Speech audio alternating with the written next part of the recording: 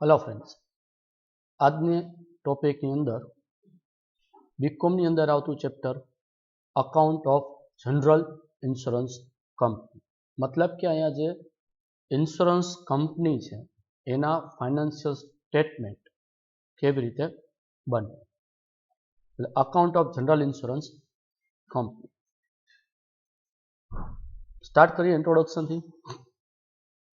Everyone is exposed to one type of risk or another. બધા લોકોની અંદર કે બધા લોકો સાથે કોઈક ને કોઈક જોખમ રહેલું હોય છે.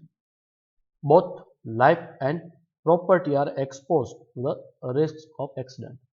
લાઈફ અને પ્રોપર્ટી મિલકત બંનેની સાથે સાથે ક્યાંક ને ક્યાંક કોઈક એક્સિડન્ટના કારણે કે કોઈ પણ રીઝનથી રિસ્ક એટલે જોખમ જોડાયેલું હોય છે.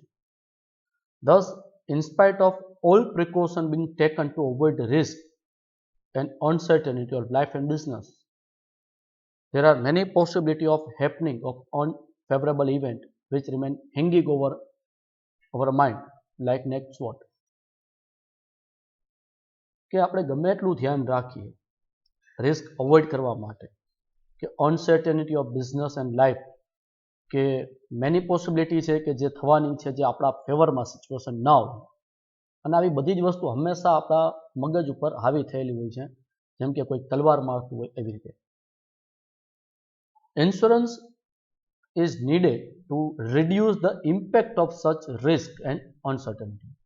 હવે જો આપણે આવું જોખમ લેવા ન માંગતા હોય તો આપણે એક ઇન્સ્યોરન્સ લઈ શકીએ જેના કારણે આની જે અસર છે એ રિડ્યુસ કરી શકાય. So the insurance is a contract in which one party promises in return for the fixed amount of money to compensate the other against some risk agreed upon. તો ઇન્સ્યોરન્સ એવો કોન્ટ્રાક્ટ છે કે જે એક party promise આપે છે કેના બદલામાં, તો કે એને એક ચોક્કસ રકમ મળશે અને સામે એ કમ્પેન્સેટ મતલબ વળતર આપશે જેને આ ઇન્સ્યોરન્સ લીધો હોય એને. સો ઇન્સ્યોરન્સ કંપનીની અંદર કેવી રીતે હોય છે બેઝિક ટર્મ્સ જોઈએ. A number of person take out insurance and pay the fix sum as a consideration. તો ઘણા બધા લોકો છે ઇન્સ્યોરન્સ લેતા હોય અને એક ફિક્સ અમાઉન્ટ પે કરતા હોય, which is called as premium, જેને આપણે પ્રીમિયમ તરીકે ઓળખીએ છીએ. Insurance company does collect the premium for number of insured person. જે લોકો ઇન્સ્યોરન્સ લીધો હોય બધા પાસેથી ઇન્સ્યોરન્સ કલેક્ટ કરે. And out of the fund so collected, અને એની પાસે જે ફંડ કલેક્ટ થયું, indemnify a few persons for damage they have suffered, અને એમાંથી જે અમુક લોકોને નુકસાની ગઈ એ નુકસાનીનું વળતર આપે. Thus damage caused to some is a spread over the larger number of insured person. જેટલા લોકોનું ડેમેજ થયું છે એનું જે નુકસાની છે એ બાકીના બધા ઉપર વેચાઈ જાય. Every insured person pay a small amount by way of premium and they purchase a protection against the certain risk. તો જે વ્યક્તિ વીમો લેનાર છે, વીમો લેનારને કહેવાય ઇન્સ્યોર્ડ પર્સન, એ નાનકડી એવી અમાઉન્ટ પ્રીમિયમની પે કરે, બદલામાં એ શું ખરીદી કરે છે કે બદલામાં એ પ્રોટેક્શન સુરક્ષા પરચેસ કરે છે. કેના અગેન્સ્ટમાં? કે રિસ્કના. અમુક ચોક્કસ પ્રકારના રિસ્ક છે એની સામે એનું રક્ષણ મેળવે છે. The contract agreement is known as a policy. જે કોન્ટ્રાક્ટ કરવામાં આવે, લેખિતમાં જે દસ્તાવેજ બનાવવામાં આવે એને કહેવામાં આવે છે policy. The person who promised to indemnify other party is called insurer, assurer or underwriter. મતલબ કે ઇન્સ્યોરન્સ કંપની. જે વ્યક્તિએ પ્રોમિસ આપ્યું હોય બીજી પાર્ટીને કે કંઈક નુકસાની થશે તો એનું વળતર હું આપીશ, એ પર્સનને કહેવાય ઇન્સ્યોરર, અસ્યોરર ઓર અંડરરાઇટર, જેને આપણે ઇન્સ્યોરન્સ કંપની તરીકે ઓળખીએ છીએ. The person whose risk is insured is called insured or assured person. જે વ્યક્તિએ વીમો લીધો છે, ઇન્સ્યોરન્સ લીધું છે, એ વ્યક્તિને કહેવાય ઇન્સ્યોર્ડ અથવા તો assured person. Consideration in return of which insurers agree to make good the loss is known as a premium. વળતર જે મળે છે ઇન્સ્યોરન્સ કંપનીને એને કહેવામાં આવે છે પ્રીમિયમ. Types of insurance. કેટલા પ્રકારના ઇન્સ્યોરન્સ હોય છે? Insurance contract are of many types. The common and most widely practiced insurance business is divided broadly into two categories. One is a life insurance, the second is general insurance. આમ તો insurance contract ઘણા બધા પ્રકારના હોય છે, પણ જે commonly ને જે વાઇડલી એક્સેપ્ટ થયેલા છે, પ્રેક્ટિસ જેની થતી હોય છે, એના બાયફર્ગેશન પ્રમાણે લાઈફ ઇન્સ્યોરન્સ અને general insurance. What is a life insurance? It is a contract of insurance in which insurance company undertake to pay a fixed amount to insured on his attaining a certain age or to his survivor in his death. તો life ઇન્સ્યોરન્સનો contract એટલે કેવો contract કે જ્યાં insurance company undertake કરે, મતલબ કે જવાબદારી સ્વીકારે છે કે ભાઈ ફિક્સ અમાઉન્ટ પે કરશે. કોને? તો કે જેને ઇન્સ્યોરન્સ લીધો એને. ક્યારે પે કરશે? કે સર્ટેન એજ એની પૂરી થાય ત્યારે, અથવા તો એની ડેથ થઈ જાય તો એના જે વારસદારો હોય એને. What is a general insurance? All type of insurance other than life insurance are included in general insurance. મતલબ કે જે લાઈફ સિવાયના છે એ બધા જનરલ ઇન્સ્યોરન્સમાં આવે. From the viewpoint of insurance business transacted by insurance company, we may divide general insurance in a three part. Insurance કંપનીના point of વ્યૂથી આપણે જોવા જાય તો એના પ્રમાણે એના વ્યૂ પોઈન્ટથી ફર્ધર આપણું બાયફર્ગેશન થાય marine insurance, fire insurance and miscellaneous insurance. So what is a marine insurance? Marine insurance, it is a form of insurance covering the loss or damage to vessel or to cargo or to passenger during the transportation on the high sea. મતલબ કે અહીંયા એવા loss કે damage cover થાય છે કે જે C દરિયા ઉપર જે વ્હીલ, સ્ટીમર કે જહાજ કે શિપ જતા હોય છે એની અંદર જે ગુડ્સ હોય એ ગુડ્સનું ડેમેજ હોય કે શિપનું ડેમેજ હોય કે એની અંદર જે પેસેન્જર છે એને કાંઈ નુકસાની કે લોસ થતું હોય તો એ કવર થાય છે. The risk insured against is commonly known as peril of sea. Peril मतलब જોખમ. દરિયા કિનારા ઉપર કે દરિયા ઉપર આપણે જે શિપ કે બધું ચાલતું હોય તો એની અંદર જે જોખમો રહેલા છે એનું જે ઇન્સ્યોરન્સ એટલે કહેવામાં આવે perils of sea. The insurance protect insured. This insurance protect insured persons against the many risks of marine transport and it has played important role in the development of international trade. તો marine insurance એટલે specifically ક્યાં use થવાનું છે કે જે લોકો દરિયાની અંદર જે શિપ ને એવું બધું ચલાવે છે તો એની સાથે જે રિસ્ક એસોસિએટ છે એ બધા રિસ્ક દરિયાને લગતા એ બધા કવર થાય છે. અને ઇન્ટરનેશનલ ટ્રેડને ડેવલપ કરવા માટે પણ આ એક ઇમ્પોર્ટન્ટ રોલ પ્લે કરે છે. નેક્સ્ટ છે fire insurance. What is a fire insurance policy? The fire insurance, in a fire insurance, insurer undertake to make good loss suffered by insured person as a result of damage caused by fire to the property which is covered under insurance policy. તો અહીંયા ફાયરના કારણે જે કાંઈ તમારી property damage થઈ હોય એને લગતા રિસ્ક અહીંયા કવર થાય છે. મિસલેનિયસ insurance. It includes accident insurance, third party insurance, burglary or theft insurance, fidelity insurance, workman compensation insurance, loss of profit insurance, crop insurance, cattle insurance, etc.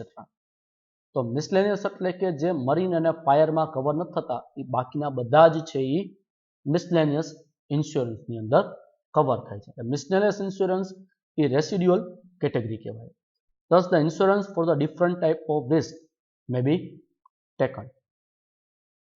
Other terms જે આપણા financial statement of insurance કંપનીમાં જે cover થવાની છે અથવા તો એનું જે ઇમ્પોર્ટન્સ છે એમાં ફર્સ્ટ છે રીઇન્સ્યોરન્સ. What is the reinsurance? When an insurance company has undertaken a large risk by accepting direct insurance business, then it may pass on part of this risk to another insurance company. This agreement between two insurance company known as reinsurance.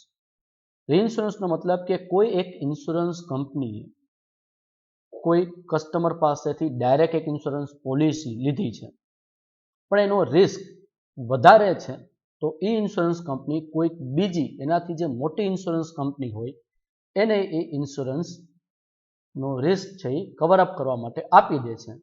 તો એ જે બે insurance company વચ્ચે જે agreement કહેવામાં આવે, that is known as a reinsurance. When a part or whole of the risk undertaken is passed on another company, the insurance is said to be reinsurance ceded. મતલબ કે જ્યારે આપણે કોઈ policy લીધી પેલી કંપનીએ કસ્ટમર પાસેથી અને એ કંપની એ ઇન્સ્યોરન્સ લેતી વખતે એને એવું લાગે છે કે રિસ્ક વધારે છે, તો એ કંપની શું કરશે, કોઈ બીજી મોટી કંપનીને એ ઇન્સ્યોરન્સ છે એ ટ્રાન્સફર કરી દે છે. જ્યારે ટ્રાન્સફર કરે છે ત્યારે એના માટે જે વર્ડ યુઝ થાય છે ટેકનિકલ, એ યુઝ થાય છે રીઇન્સ્યોરન્સ સીડેડ. અને જે અનધર કંપની છે જેને આવો ઇન્સ્યોરન્સ રીઇન્સ્યોરન્સ એક્સેપ્ટ કર્યો હોય એના માટે વર્ડ યુઝ થાય છે રીઇન્સ્યોરન્સ એક્સેપ્ટેડ. ક્લિયર? તો આ રીઇન્સ્યોરન્સને સમજવા માટે આપણે એક એક્ઝામ્પલ લઈએ.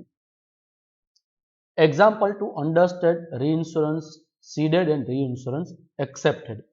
એક સ્મોલ એક્ઝામ્પલ છે જેના ઉપરથી આપણે ખ્યાલ આવી જશે કે રીઇન્સ્યોરન્સ સીડેડ કોને કહેવાય, રીઇન્સ્યોરન્સ એક્સેપ્ટેડ કોને કહેવાય. Example, X insurance company has insured a building of ₹50 lakh. તો X insurance company છે જેને બિલ્ડિંગનો એક ઇન્સ્યોરન્સ લીધો છે 50 લાખ રૂપિયા against the fire. In order to reduce its risk, X company reinsurance one half the risk with Y insurance company. હવે X insurance કંપનીને લાગે છે કે આપણે આનો રિસ્ક જે આપણે પોતે અરેન્જ ન કરી શકીએ અથવા તો હાઈ લાગતો હોય તો આમાંથી સર્ટેન પાર્ટ અથવા તો પૂરેપૂરું ઇન્સ્યોરન્સ કોઈ બીજી મોટી કંપનીને આપી દે છે, જેમાં અહીંયા આપણે 1/2 રિસ્ક છે એ વાય ઇન્સ્યોરન્સ કંપનીને આપણે આપી દઈએ છીએ. તો આ કેસમાં એક્સ ઇન્સ્યોરન્સ કંપનીએ રીઇન્સ્યોરન્સ સીડેડ કર્યું કહેવાય, વાય કંપનીએ રીઇન્સ્યોરન્સ એક્સેપ્ટ કર્યું કહેવાય. ક્લિયર? તો the following points may be noted by X company. બાકીના જે પોઈન્ટ્સ છે એ એક્સ કંપનીએ નોટ કર્યા. First, it will pay the reinsurance premium to the Y company. મતલબ કે હવે એક્સ ઇન્સ્યોરન્સ કંપની છે એ પ્રીમિયમ પે કરશે, કોને પે કરશે, વાય ઇન્સ્યોરન્સ કંપનીને. Second point, it may receive the commission on the premium seeded.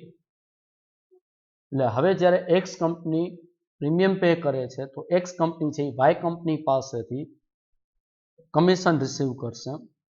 This is called as a commission on a reinsurance ceded, which is shown on a credit side of revenue account. અને જે તમારું total commission હોય એમાંથી deduct કરીને show કરવામાં આવે છે. Third point, it is entitled to recover on a pro rata claim from the accepting company, મતલબ કે Y company. And it is called as a reinsurance recovery. This is deducted from claim paid under the policy in the debit side of revenue accounts.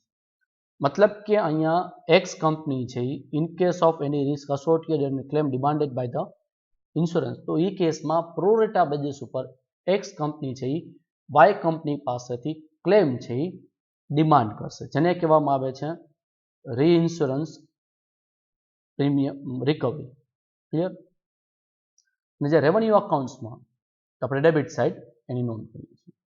Same way following points may be noted by Y company. મતલબ કે જે કંપનીએ રીઇન્સ્યોરન્સ accept કર્યો છે એ પણ આટલા પોઈન્ટ્સનું ધ્યાન રાખશે. માં ફર્સ્ટ, ધ એક્સેપ્ટેડ કંપની મતલબ કે Y company will receive the premium from the ceding company મતલબ કે એક્સ કંપની. તો ફર્સ્ટ પોઈન્ટ, વાય કંપની છે એને જે પ્રીમિયમ ઇન્સ્યોરન્સ રીઇન્સ્યોરન્સ એક્સેપ્ટ કર્યો છે એના ઉપર જે પ્રીમિયમ છે એ premium on reinsurance accepted X company પાસેથી રિસીવ કરશે. The accepting company will have to pay the commission on a reinsurance accepted. It is shown on the debit side of revenue accounts. મતલબ Y કંપનીએ જે insurance policy લીધી x પાસેથી એના ઉપર એને કમિશન પે કરવાનું થાય. એ કમિશનને આપણે કહી શકીએ છીએ કમિશન ઓન રીઇન્સ્યોરન્સ એક્સેપ્ટેડ, જે આપણો એક્સપેન્સ છે એટલે રેવન્યુ અકાઉન્ટ્સમાં આપણે ડેબિટ સાઇડ લખીએ છીએ. Revenue account is nothing but the income and expense. Expense debited and income credited. The accepting company will have to pay its share of loss in the event of claim to the ceding company. એટલે Y કંપનીએ જો કાંઈ claim થાય તો એને પ્રપોર્શનેટ claim pay કરવો પડે accepted કંપનીને, જેને કહેવામાં આવે claim paid on reinsurance accepted. Clear friends? So આજના ટોપિકની અંદર આપણે આટલા પોઈન્ટ્સ રાખીએ છીએ અને આજનો આપણો લેક્ચર્સ છે અહીંયા કમ્પ્લીટ કરીએ છીએ. નેક્સ્ટ લેક્ચરમાં બાકીની ટર્મ સાથે આપણે મળીશું. આજનો લેક્ચર અહીંયા કમ્પ્લીટ કરીએ. Thank you.